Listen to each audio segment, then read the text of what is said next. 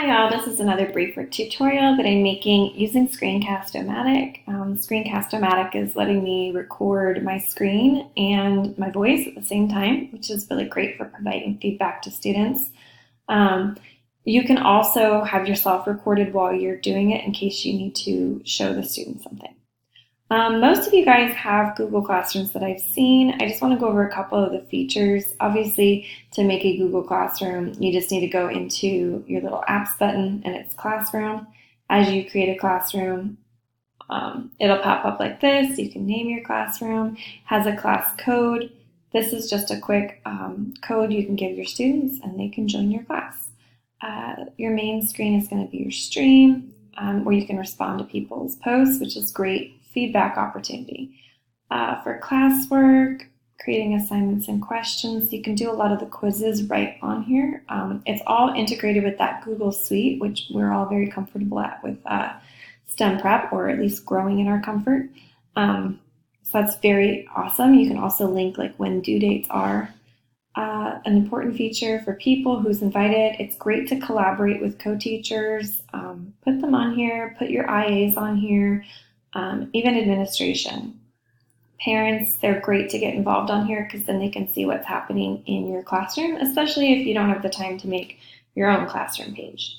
Right here is a really important feature, the settings. Some students, they struggle with being kind on digital platforms without some sort of support. So if you're noticing that your students are posting things, you can limit their posting abilities here. So only teachers can post or comment, and you can support them as they're becoming digital citizens. And you can delete items and then Guardian summaries. So there's an example of what that would look like. Okay. All right. Another feature that I want to show you is, this classwork. So when we're creating a class assignment, you've got all these different options. We're going to go with an actual assignment though, titling it obviously, giving a brief description, having the due date so that it's logged in there, but the best feature is using the Google Drive. So using your Google Drive, you can add a document. Students can view file, but the best one is students make a copy for each student and it will automatically make a copy for every student in your classroom. It'll have their names on it, and so you won't have to have them make a copy. It'll just put it in the assignment when they click on it, which is really awesome, and you can provide that feedback for them at that point.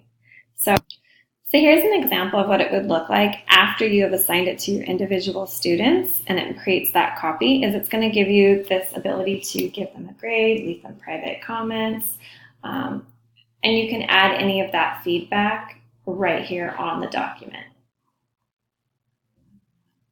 Okay, so you can leave private comments and you can also switch between the person. So the student didn't submit, and it'll go to your next student that has submitted. You can also open the file directly.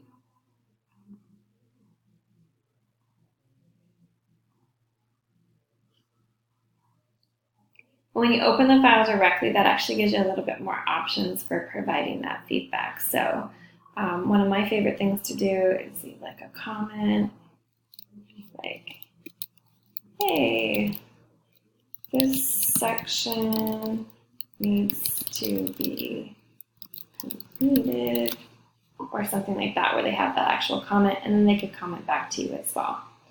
Another feature on Google is the add-ons. An add-on that I found that I really like is Kazina, and that's for our students who aren't great with written feedback or type feedback.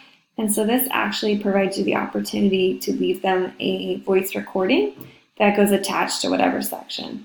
So you can leave a voice recording that attaches to the Engage and it says, hey, Omar, it looks like you haven't completed that first section yet. Is there something that I can do to help you?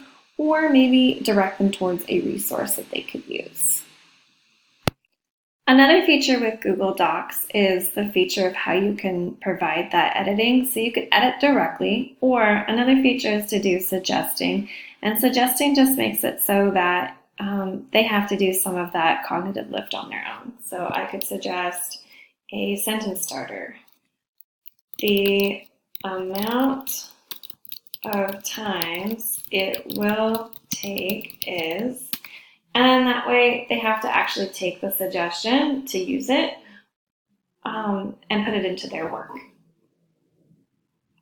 So to sum up, many of you guys may be using your Google Classroom, and it's a really great starting point for getting students and families involved in what's going on, posting videos, having accessibility at home, being able to provide formative assessment work with the classwork, and also feedback in regards to the Google Docs and what you can do there.